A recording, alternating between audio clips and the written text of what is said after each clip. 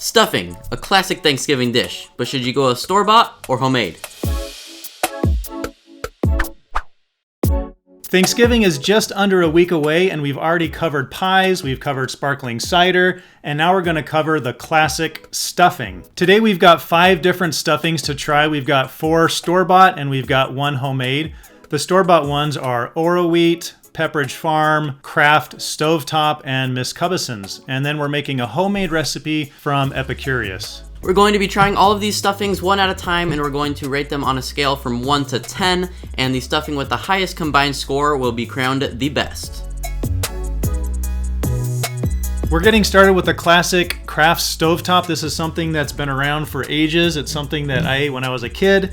Speaking of eating when I was a kid, Colin says that he has never had stuffing before. Hope you're not too offended, but we realized that stuffing is a classic Thanksgiving dish, so we had to do it, even though it's not really one of our traditions. That's right. And as I think about it, you know, I actually really like stuffing, but thinking about eating 5 of these, I'm not quite sure if you I'm might going to... be a little stuffed by the end. Yeah. I'm not sure if I'm going to enjoy this or not, but I don't know. Let's get started with the Kraft and see. And also, we have nothing to go off of. This is our first one. And especially because I've never had stuffing before, I have no idea if this is high quality or if this is not. I don't know. In my opinion, I wouldn't call this high quality. It seems a little bit bland. It does taste like the typical stovetop that I've had forever. I would say that it's actually got pretty good spice ratio, maybe a little bit on the weak side. Not bad, though. And I think it's pretty moist. And definitely pretty moist, but on the flavor, I think it could have been a little stronger. Yeah, the breadcrumbs are all pretty small and tiny, so I like to get a little bit more chunk in there than this. It's kind of all just mushed together a little bit, so... Maybe too moist?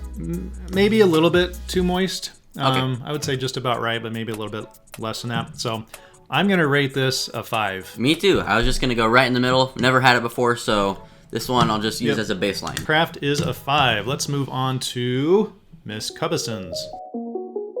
As I'm dishing this up, there is a definite difference. This one's much darker, and I don't know what else. It feels a lot different dishing it up. I don't think it's as moist or all kind of like one jumbled mush. Yeah. As the other one. This one by far had the most butter. It had, I think, twice as much butter as all the other ones did. Twice as much? Yeah. Woo. And by the way, the other thing is that all of these, except for the stovetop, called for onions and celery and chicken broth. So those are really important. I actually watched or read another, what do you call it? What are we doing right now? Documentary, YouTube video. I watched another taste test, and they said that they left out the celery and the onion from one of them, and it was a total fail. So make sure if it calls for it, then put it in. Yeah. Follow the instructions. All right. Here we go. Miss Cubbisons.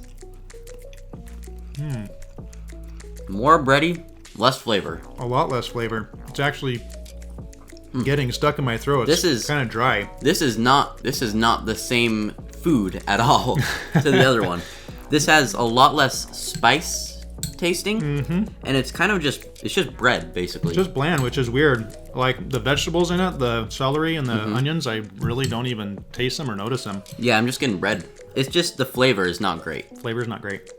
So I think I'm gonna have to give this a 3, which is really sad. That's what I was gonna give it. I don't know if I've given anything a 3 in our videos, but yeah, that's not great tasting. I can definitely taste, now that I'm letting it sit in my mouth for a minute, I can definitely taste the butter. It's really, there's a lot of butter in that. Yeah, buttered bread. But it's not. But honestly, if you want buttered bread, just put some bread in the toaster and toast. Then yeah, not this. No, this isn't very good. This is the opposite of toast. This is sog. All right, we're going on to the Oroi next. As we're dishing this one up, it kind of looks like little mini croutons in here almost, where the other ones have been more like we've already mentioned, kind of like mush. Yeah, I noticed that when I was making it. This one had like very cubed pieces of bread, I guess. They do look like croutons. Yeah, they do. All the other ones were more like bread that had actually been shredded. This one smells like rosemary. Oh, okay. All right. Yeah, let's give it a shot. That one definitely has a stronger rosemary taste. Rosemary herb taste. Yeah. It's very I think it's too strong, mushy. actually. Really? Mine isn't very mushy. Yours isn't mushy? I wonder if maybe just the spot in the dish where you got yours was Yeah, mine's mushy. more mushy. Yeah, it's a lot stronger tasting. I do kind of like it. I don't know. For me, I think it is a little too strong. And not just the rosemary, but I don't know, just the ratio of spices maybe. Just not quite right. I'm really hoping that this homemade one will do better than these first three because, I don't know, these first three have not impressed me too much. No, I do actually think that this is a little bit better than stovetop. I'm going to give this a 5.5. Oh, okay. I'm just going to give it a 5, so same as stovetop, but for a different reason. Okay, next to last is the Pepperidge Farms. Let's see what that tastes like. Smells kind of the same as the other ones. It does look different, though. The celery. It's kind of surprising that all of these look fairly different from each other. They all look pretty different. Since they're all kind of the same thing, but make them differently, so. I'm definitely noticing more celery, though. You see that? Yeah. All those little celery pieces in there? Yeah, should we give that a try? Yeah.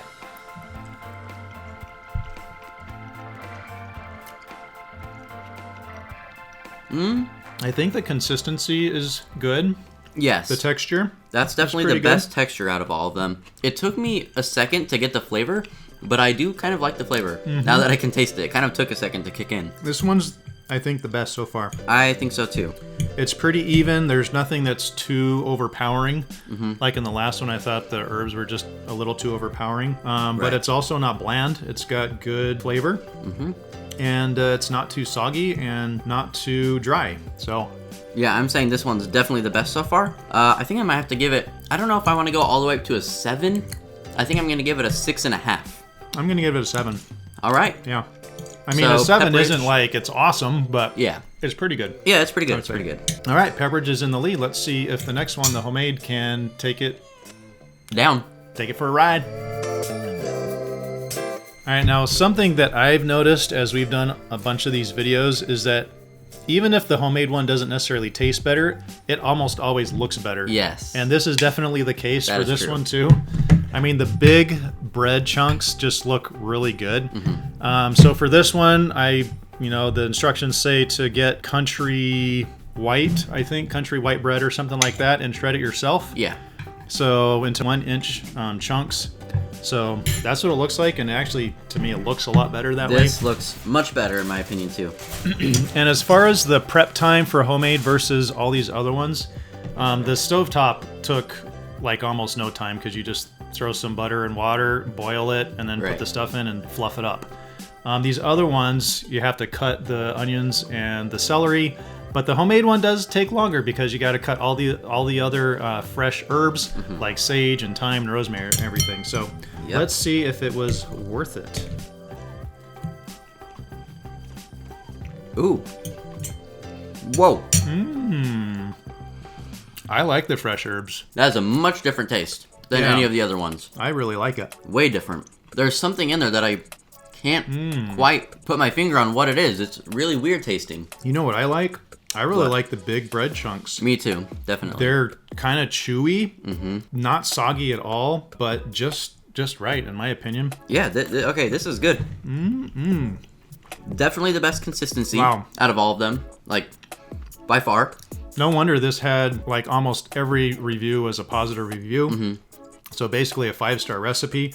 And I don't remember how many of the reviews there were, but there were a lot. Yeah. We're gonna go ahead and put the recipe for this in the what do you call it? In the description. So you guys can make this for your own Thanksgiving. Basically, we're saying this is the best one. This is definitely the best one. Has by far the best consistency and definitely the most flavor, and I'd probably say the best flavor. So yeah, for the extra time it takes, yes, you're going to maybe spend an extra 15 minutes or so. On Thanksgiving Day, that could be a lot of time. Yeah, it's true. But in my opinion, it's worth it. I'd say so too. This is a lot better. I'm going to give it an 8, I think. I'm going to give it an 8.5. Oh, okay. So we're coming out to 16.5, which is, I'm pretty sure, a lot more than any of the other ones got. The next highest one was a 13.5 for Pepperidge Farms. All right, so homemade, definitely worth it. Yeah, much, much better. On Thanksgiving Day, make yourself some homemade stuffing. Dude, Thanksgiving's around the corner. Yep. Can't wait. We're going to eat some turkey and some potatoes and some homemade stuffing.